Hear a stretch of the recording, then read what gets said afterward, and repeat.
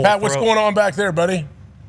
I have a guy who's been a coach at a place in the modern era for 12 years. I have a man who has a team that is currently number 3 in the country. I have a man who's hosting college game day and a man who is going to see a nighttime whiteout tomorrow night against the Oregon Ducks. Ladies and gentlemen, the head coach of the Nittany Lions, James Franklin. Yeah, coach! You got a fresh cut. You're looking good right now. Hey, I shaved my face. Yeah, it's a new thing. Clean shaven. Thank you. I did a movie. It sounds so Hollywood. I did a movie, and for the character, I had to have a clean shave, and I didn't realize that I have a jawline right now.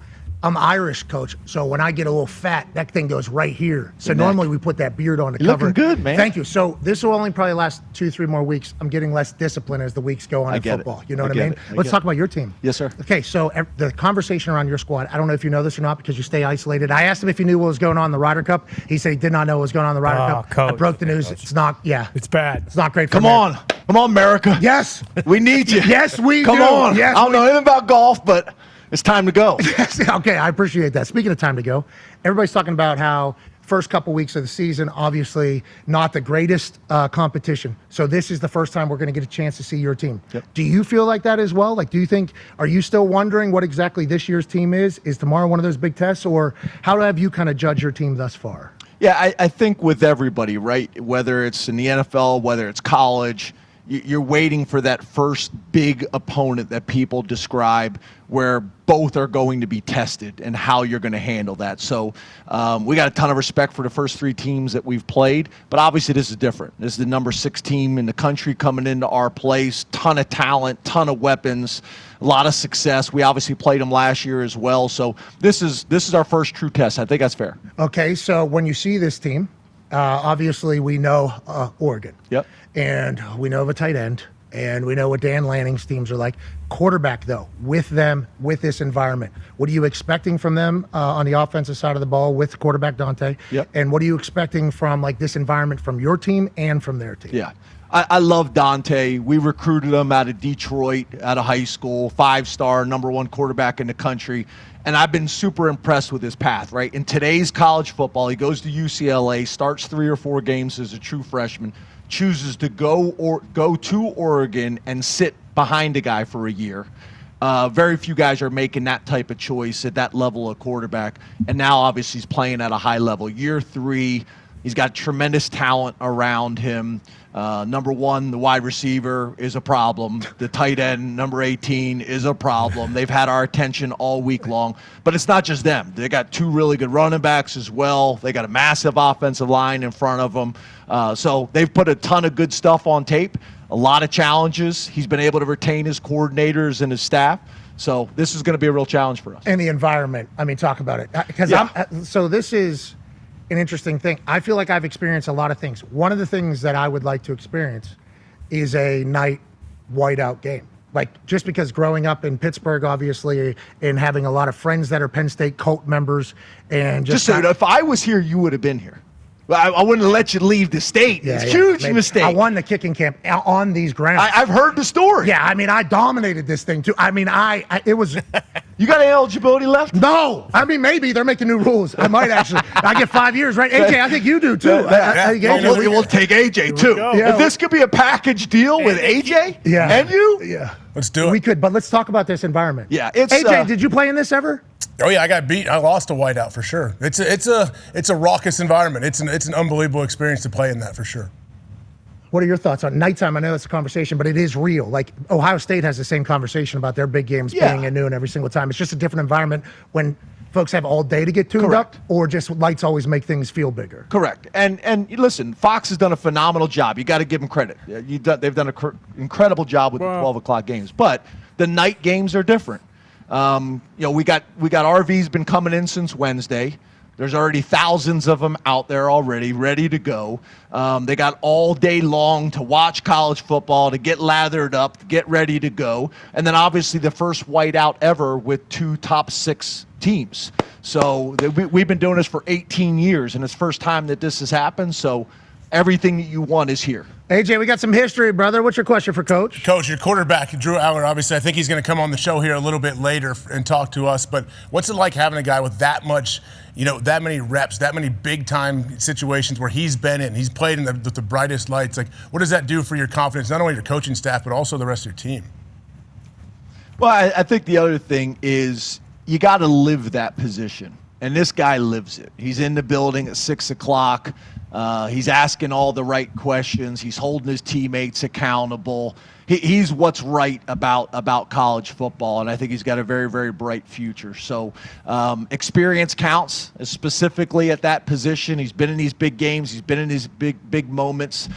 They haven't all gone his way or our way, but you learn from that. He's been a proven commodity, and I expect him to play extremely well. I think he plays his best when he's got a chip on his shoulder. If you watch the West Virginia, I don't mean to bring it up, but you watch the West Virginia game. It feels like it, kind of. I'm sorry, from 2 years ago, he had a chip on his shoulder. He ran a linebacker over. To me, that's when he's at his best. Unbelievable. You were going to fit that in at any moment? Is so? Well, I led with, I wouldn't let you leave the state. I led with that. And you're going to get that in there, and then we're going to come back to what happened. Rain delay, too, the way you guys came out of that in a much smaller locker room. I'll tell you what, that was absolutely depressing. The way Allar's season ended, obviously talked about a lot. Yep. Okay? Not the best way. And you said not all has gone his way. There's only one team a year where every game goes their way. That's exactly okay? right. That is literally how it is. I was excited to see how Allar was going to respond from that moment. I, too, had one of those moments at a much different position, miss a couple big kicks in a big game at the end of the season. The whole world feels like it's crashing down on you, and most of the time it actually is. That's right. And then how do you kind of fight out of that? What did you see from him this offseason? You talked about living it and being a leader, but mentally attacking that, and then now having his biggest test. Do you think he's prepared? Do you think this is when he's going to show up biggest? And is that a motive, like to prove everybody wrong that was burying him, kind of? Yeah, well, I think it's telling, right? The guy could have left last year as a first-round draft choice. So if you're running from that, you go to the NFL as a first-round draft choice. He came back. He came back because I think he wants to finish this thing the right way. I think there's unfinished business for him, and he's used it as fuel. The guy is leaner. He was 242 last year. He's about 235 right now. Ooh. He's athletic. He's 6'5". He's 235 pounds. He can make all the throws on the field. And year 2 now with Andy Koldernicki in this offense and those 2 running backs that we got behind him, there's an opportunity to really, put this team in a really good position in his behalf. Early in the season, but man, such awesome expectations for your team. Honestly, doesn't it feel good for your team to have these types of expectations going in, and also knowing that it feels like Penn State's one of the schools, just from what I've learned, that we are going to be expectations every single year in national championship. Last year, you get a taste of it. This year, coming into the season, it has to feel good that you are expected to win a national championship, basically now at Penn State every single year. I assume that's how you viewed life here for the long time, but now it's very real. It feels it. I think you got to embrace that, right? That's why you came to Penn State. That's why Drew came to Penn State. Every single one of our players and coaches, this is why you chose this type of program, to play in these type of games and have an opportunity to do something special. So we talk about 1-0 every single week, but we don't hide from the national championship discussions. But as you know, it's critical that you stay focused to one game at a time. Process, brother. Let's go to the Talks Table back at the Thunderdome. Ty Schmidt has a question for you, Coach. Yeah, Coach, with a lot of these marquee Big Ten games in the past, they're very, you feel out the opponent. It's pretty cagey, and a lot of times we go to half, whether it's 10-10 or 14-10 or 7-7, low-scoring games. But with this game on Saturday specifically, with the whiteout and how crazy the crowd is going to be, and also knowing what Oregon can do offensively and how sometimes, those points come in bunches, how important is it to get off to a fast start on Saturday? Yeah, I think that's a great point. If you look at Oregon and how they're built and how they play, it's usually starting fast. That opening drive is going to be critical for us and for them. They're used to playing with a lead. If you can kind of change the game and slow them down, then it becomes more of a traditional Big Ten game. But that's not how they want it to be played. So starting fast is going to be really important for us because that's a big part of their identity. I think that's a great point. Is that your alarm? Oh.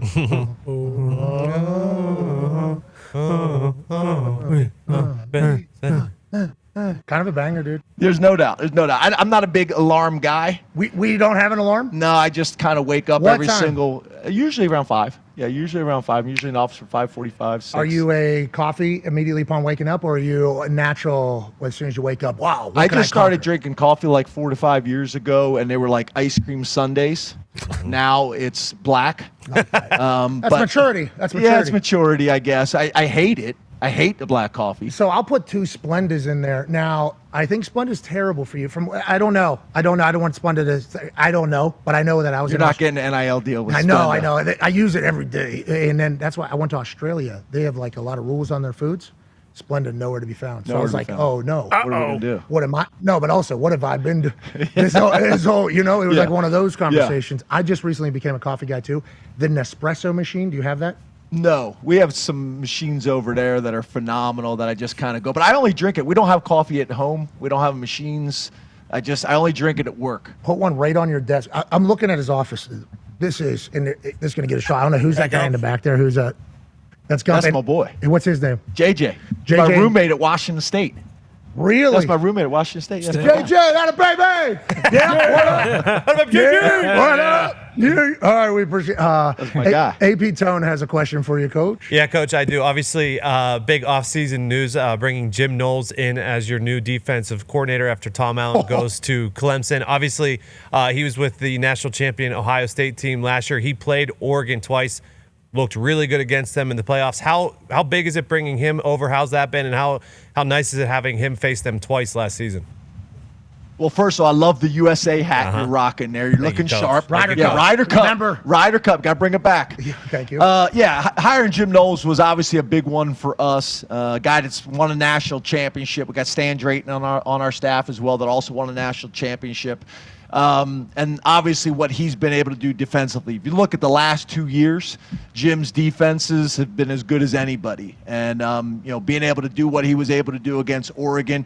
You talked about playing. He wasn't necessarily playing, but obviously he orchestrated the defense. And when we had an opportunity to bring him home, another Pennsylvania guy went to St. Joe's Prep in Philadelphia. So being able to bring him back home and be a part of our Penn State family was huge. The Ohio State people love that, right, AJ? Didn't you guys love that?